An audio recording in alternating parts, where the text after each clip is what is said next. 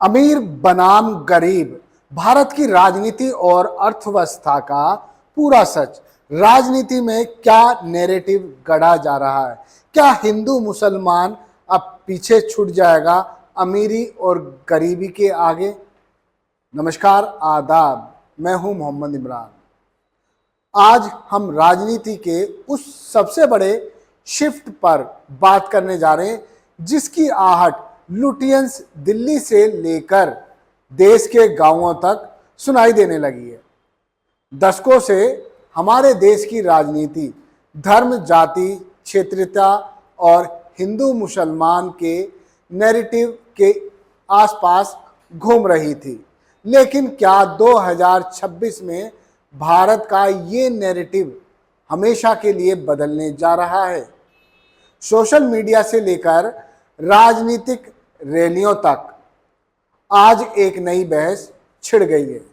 बहस ये कि देश की आने वाली राजनीति अब धर्म नहीं बल्कि अमीर बनाम गरीब यानी रिच वर्सेस पुअर की उस गहरी खाई पर टिक गई है जो हर गुजरे दिन के साथ लगातार चौड़ी और गहरी होती जा रही है।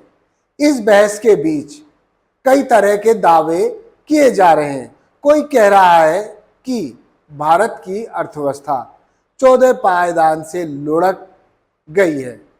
कोई दावा कर रहा है कि प्रति व्यक्ति आय यानी पर कैपिटा इनकम के मामले में हम दुनिया के 142वें नंबर पर आ चुके हैं। विपक्ष के नेता राहुल गांधी लगातार आरोप लगा रहे हैं कि देश की 40% दौलत 1% अमीरों की जेब में है। अब आर्थिक तूफान आ रहा है और उन्होंने जो स्ट्रक्चर बनाया है अदानी अंबानी वाला, वो अब खड़ा नहीं रहेगा, वो टूटेगा पूरा का पूरा। और दुख की बात है कि नुकसान आम जनता को, मतलब वो अपने महलों में बैठे रहेंगे और यूपी के जो युवा हैं, यूपी के जो जनता है, उनको पूरा का पूरा शॉक उनको लगेगा। जो आर्थिक शॉक आ रहा है वो अब अदानी अंबानी को नहीं लगेगा, मोदी को नहीं लगेगा, अब उत्तर प्रदेश और देश के युवाओं को, किसानों को, मजदूरों को, छोटे बिजनेस वालों को लगने वाला है। और ऐसे लगने वाला है जो शायद बहुत सालों में नहीं हुआ है। तो बहुत बहुत कठिन समय आ रहा है। एक्शन लेने के बजाय नरेंद्र मोदी देश से कह रहे हैं कि फॉरेन ट्रिप पर मत जाओ और नरेंद्र मोदी दुनिया का चक्कर काट रहे हैं। तो ये हालत है। वहीं दूसरी तरफ मोदी सरकार के कद्दावर नेता और मंत्री फ्रंट पर आकर कह रहे हैं कि विपक्ष देश में आर्थिक उथल पुथल के साथ हिंसा भड़काना चाहता है, देश को अस्थिर करना चाहता है। राहुल गांधी और खड़गे जी को उत्तर देना चाहिए। राहुल गांधी जी, इस वैश्विक संकट में मैं आपको एक आंकड़ा देता हूं। महंगाई पूरे विश्व में बाकी देशों में कहां है और भारत कहां खड़ा है मजबूती से। मलेशिया में 56% महंगाई। पाकिस्तान भिखमंगा देश है, उसका नाम नहीं लूंगा, उससे कोई तुलना भी नहीं है भारत की। यूएई 52% महंगाई बढ़ी है। ये पिछले 80 दिन का आंकड़ा दे रहा हूं। अमेरिका में 45%, फिलीपींस में 41%, श्रीलंका में 38%, कनाडा में 32%, चीन में 22% और भारत में 4%। ये पहला जो आंकड़ा दिया है, पहला आंकड़ा राहुल गांधी, ये आपके लिए है, ये बताने के लिए हमारी भारत माता को कोसो मत, बहुत मजबूती से खड़े हैं। एंड विद और विदाउट यू, विद और without Rahul Gandhi, the nation will progress further. We have the might and the support of 1.4 billion Indians. दूसरा, तेल की कीमतों की बात कर रहे हैं तो मैं ये भी आंकड़ा देना चाहता हूं कि पिछले 80 दिनों में तेल की कीमतें बाकी देशों में कहां आ गई हैं। पेट्रोल की बात कर लेते हैं, डीजल में भी बढ़ी हैं वैसे ही, लेकिन पेट्रोल की बात कर लेते हैं। मलेशिया में 58% इंक्रीज है, अमेरिका में 46%, कनाडा में 34%, चीन में 25%, ब्रिटेन में 20% और भारत में 5%, 5.5%। और ये मैं आज का जो आंकड़ा है उसको जोड़ के बता रहा हूं। कहा 58%, 46%, ये सारे आंकड़े और भी हैं, और भारत में 5%। ये क्या दिखाता है? आप याद करिए, सबसे पहले करीब 65 से 70 दिन युद्ध चलता है, लेकिन भारत में तेल की कीमत में 1 रुपए का इजाफा नहीं होता है। सच्चाई नंबर 1, क्योंकि मंशा यह थी कि आम आदमी पर कोई बोझ नहीं पड़ना चाहिए। सरकार वो ठोस कदम उठाती रही जो भारत की जनता के हित में थे। ऑयल कंपनीज ने नुकसान सहना स्वीकार किया, आम जनता को पीड़ा हो ये वो नहीं चाहते थे। ये भी सच्चाई है, आज 75 दिन के बाद भी क्या पेट्रोल डीजल बाजार में मिल नहीं रहा है? मिल रहा है। गैस, पूरे विश्व में संकट है, लेकिन भारत में गैस, डोमेस्टिक गैस खासकर हमारी प्राथमिकता है और उपलब्ध है। यह बात राहुल गांधी और खड़गे जी को क्या दिखाई नहीं देती है? आज के इस पूरे विश्लेषण में हम किसी राजनीतिक दल के प्रवक्ता की तरह नहीं, बल्कि एक पत्रकार के तौर पर बात करने जा रहे हैं। हम अंतर्राष्ट्रीय संस्थाएं जैसे IMF, वर्ल्ड बैंक और तमाम उन संस्थाओं के जरिए आंकड़ों को परखेंगे जिसमें अर्थव्यवस्था का असली हाल क्या है बता दिया जाता है। महंगाई और पेट्रोल की मार किस तरह पड़ रही है और क्या वाकई 2 वक्त की रोटी आज एक बड़े वर्ग के लिए भी संघर्ष बन चुकी है। चलिए बताते हैं GDP का गणित। आखिर क्या है अर्थव्यवस्था खिसकने का सच? सबसे पहले उस नैरेटिव को डिकोड करते हैं जो इंटरनेट पर तैर रहा है। भारत की अर्थव्यवस्था चौथे नंबर से गिरकर या लड़खड़ाकर 5वें या 6ठे नंबर पर आ गई है। फैक्ट्स क्या कहते हैं? अगर हम इंटरनेशनल मॉनेटरी फंड यानी IMF की बात करें और वर्ल्ड बैंक के ताज़ा डेटा को देखें तो भारत वर्तमान में दुनिया की 6ठी सबसे बड़ी अर्थव्यवस्था है। देश की नॉमिनल GDP लगभग $4.15 ट्रिलियन के आसपास है। यह सच है कि कुछ समय पहले भारतीय अर्थव्यवस्था UK और जापान को पछाड़कर 5वें स्थान पर पहुंची थी, लेकिन वैश्विक बाजार में रुपया और डॉलर के उतार चढ़ाव यानी करेंसी फ्लक्चुएशन के कारण यह रैंक मामूली रूप से बदलती रहती है। इसलिए ये कहना तकनीकी रूप से गलत होगा कि हमारी अर्थव्यवस्था पूरी तरह ध्वस्त हो गई है। वास्तव में दुनिया की सबसे बड़ी इकोनॉमीज में भारत ग्रोथ रेट में आज भी सबसे तेज है, जो लगभग 6.5% से लेकर 7% के बीच बनी हुई है। लेकिन यहाँ यह एक और आर्थिक पैमाना है जिसे समझना बेहद जरूरी है, जिसे हम कहते हैं PPP यानी परचेजिंग पावर पैरिटी। सरल शब्दों में कहें तो क्रय शक्ति, यानी अगर आपके पास 100 रुपये हैं तो आप भारत के बाजार में उससे कितना सामान खरीद सकते हैं और उसी पैसे से अमेरिका में कितना सामान आप खरीद सकते हैं।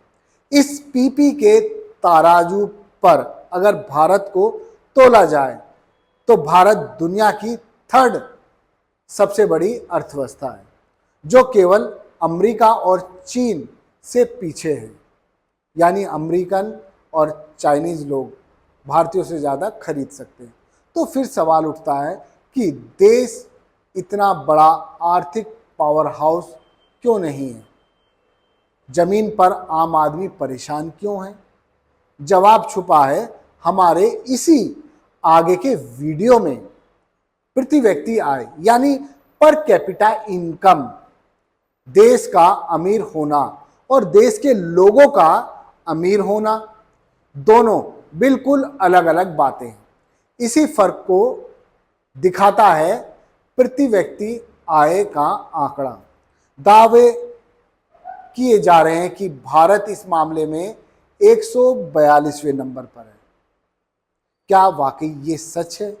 जब हम देश की कुल जीडीपी यानी 4.15 ट्रिलियन डॉलर को भारत की बहुत बड़ी आबादी यानी 145 करोड़ से डिवाइड करते हैं तो आंकड़ा निकल कर आता है। उसे कहते हैं नॉमिनल कैपिटा इनकम। भारत यह आंकड़ा लगभग $3051 सालाना का है। रुपयों में बदलें तो करीब 2.5 लाख रुपए साल प्रति व्यक्ति। इस आंकड़े के साथ जब हम दुनिया के करीब 200 देशों की सूची देखेंगे तो भारत 144वें स्थान के आसपास बैठा मिलता है। यानी सोशल मीडिया पर 142वां नंबर होने का दावा भी थोड़ा गलत है। आर्थिक हकीकत के थोड़ा नज़दीक है लेकिन थोड़ा और ज़्यादा नीचे है। चिंता की बात यह है कि हमारे पड़ोसी देश या हमारे समकक्ष उभरते बाजार जैसे वियतनाम या कुछ और देश, बांग्लादेश, पाकिस्तान, आसपास के सभी पर व्यक्ति आय के मामले में भारत को कड़ी टक्कर दे रहे हैं या आगे निकल रहे हैं। इसका सीधा मतलब ये है कि भारत की राष्ट्रीय आय तो बढ़ रही है लेकिन जनसंख्या का विशाल आकार और आय का असमान वितरण, इनइक्वालिटी डिस्ट्रीब्यूशन, आम नागरिक की जेब को उतना मजबूत नहीं कर पा रहा है जितना एक टॉप 6 इकोनॉमी के नागरिक को होना चाहिए। राहुल गांधी जैसा कहते हैं 1% बनाम 40%, यही ऑप्शन रिपोर्ट भी बता रही है।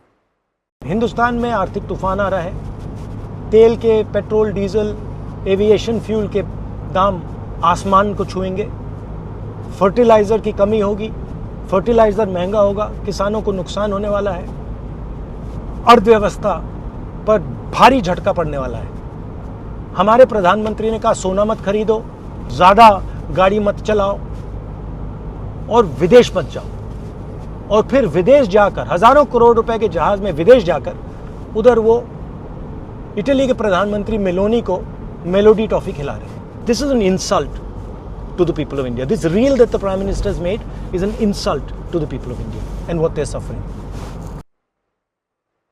उस सबसे गंभीर और संवेदनशील मुद्दे पर जो आज की राजनीति का केंद्र बन चुका है वो वाकई यही है कि अमीर अमीर हो रहे हैं, गरीब गरीब हो रहे हैं। 1% लोगों के पास 40% संपत्ति है। ये दावा कोई हवाई राजनीतिक बयान नहीं है बल्कि अंतर्राष्ट्रीय मानवाधिकार आयोग और आर्थिक शोध संस्था ऑक्सफैम और वर्ल्ड इनइक्वालिटी लैब की पिछले कुछ वर्षों में रिपोर्ट्स को उठाकर देख लीजिए। आंकड़े साफ कहते हैं भारत में आर्थिक असमानता बढ़ रही है, चरम पर है। आज चरम पर है, कल फिर बढ़ जाएगी। इस तरह से चल रही है। रिपोर्ट्स जो आ रही हैं, भारत की कुल संपत्ति का लगभग 40 से अधिक हिस्सा देश के शीर्ष 1% अमीर लोगों पर है, जैसे अडानी, अंबानी, टाटा। वहीं दूसरी तरफ देश की जो नीचे की 50% यानी हमारे मजदूर, छोटे किसान, कम वेतन वाले कर्मचारी, उनके पास कुल संपत्ति का मात्र, हंसिएगा मत, हैरान मत होइएगा, 3 से 5% है। अब देख लीजिए आप, 1% के पास 40% है और 50% के पास 3 से 5% संपत्ति है। खैर, सरकार लगातार बहाने बना बनाकर पेट्रोल डीजल की कीमतों में लगातार उछाल ला रही है। उसका असर सिर्फ गाड़ी चलाने वालों पर नहीं पड़ रहा है। डीजल महंगा होने से माल ढुलाई यानी ट्रांसपोर्टेशन महंगा हो रहा है, जिससे फल, सब्जी, दवाइयां और अनाज समेत पूरा सामान महंगा होता जा रहा है। एक अमीर व्यक्ति के लिए पेट्रोल का 100 रुपये होना या दूध का 5 रुपये महंगा होना उसकी लाइफस्टाइल को नहीं बदलेगा, लेकिन उस गरीब का, दिहाड़ी मजदूर के लिए जो रोजाना 300 से 400 रुपये कमाता है, ये महंगाई सीधे उसकी थाली पर डाका डालती है। यही वजह है कि आज भी एक तबका सम्मानजनक तरीके से 2 वक्त की रोटी जुटाने के लिए हाड़ तोड़ संघर्ष कर रहा है। तो इसलिए जो भक्ति है, ड्राइंग रूम में चर्चाएं हैं, उससे बाहर निकलिए। इस आर्थिक सच्चाई ने देश की राजनीति में एक बड़ा कुरुक्षेत्र तैयार कर दिया है। कांग्रेस नेता राहुल गांधी अब चुनावी रैलियों में धर्म या पारंपरिक मुद्दों से ज्यादा अंतिम छोर पर बैठे व्यक्ति और कॉरपोरेट लूट की बात कर रहे हैं।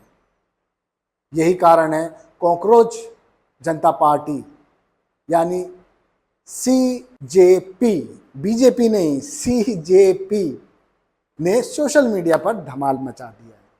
तो आप उन लोगों को छोड़िए जो ये तर्क दे रहे हैं कि वर्ल्ड में क्राइसिस आई है इसलिए पेट्रोल डीजल महंगा है। जरा वो भी सोचिए, जब पेट्रोल डीजल इंटरनेशनल मार्केट में सस्ता था तब भी आपको महंगा मिल रहा था। मोदी सरकार के मंत्री लगातार राहुल गांधी और विपक्ष के नैरेटिव पर तीखा पलटवार भी कर रहे हैं। सरकार के मंत्रियों का सीधा आरोप है कि राहुल गांधी देश के भीतर क्लास वॉर यानी वर्ग संघर्ष कराना चाहते हैं। अरे, सरकार आपकी, विपक्ष में बैठे लोगों पर आरोप लगाना आसान, लेकिन आप महंगाई को कंट्रोल कर सकते हैं। क्या ऐसा कर पा रहे हैं?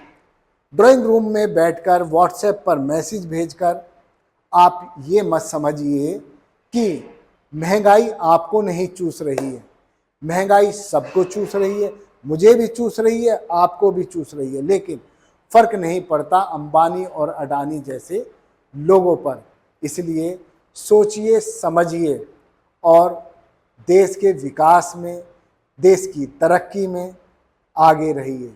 सोचिएगा जरूर, पूरा विश्लेषण देखिएगा जरूर और दोबारा भी देखिए ताकि आपको पता चल जाए 80 करोड़ से अधिक लोगों को मुफ्त राशन क्यों दिया जा रहा है। पीएम किसान निधि के तहत सीधे किसानों को बैंक ट्रांसफर किया जा रहा है, तो क्या उससे लोगों का जीवन सुधर रहा है? आयुष्मान कार्ड योजना, मुफ्त इलाज का दावा, लेकिन सोचिए जब आयुष्मान कार्ड लेकर किसी अस्पताल में जाते हैं तो वहां क्या कहा जाता है। धन्यवाद, देखते रहिए जय हिंद जनाब। चैनल को लाइक और सब्सक्राइब करना ना भूलें। हमारे वीडियो आपको कैसे लग रहे हैं कमेंट बॉक्स में कमेंट करें। जय हिंद।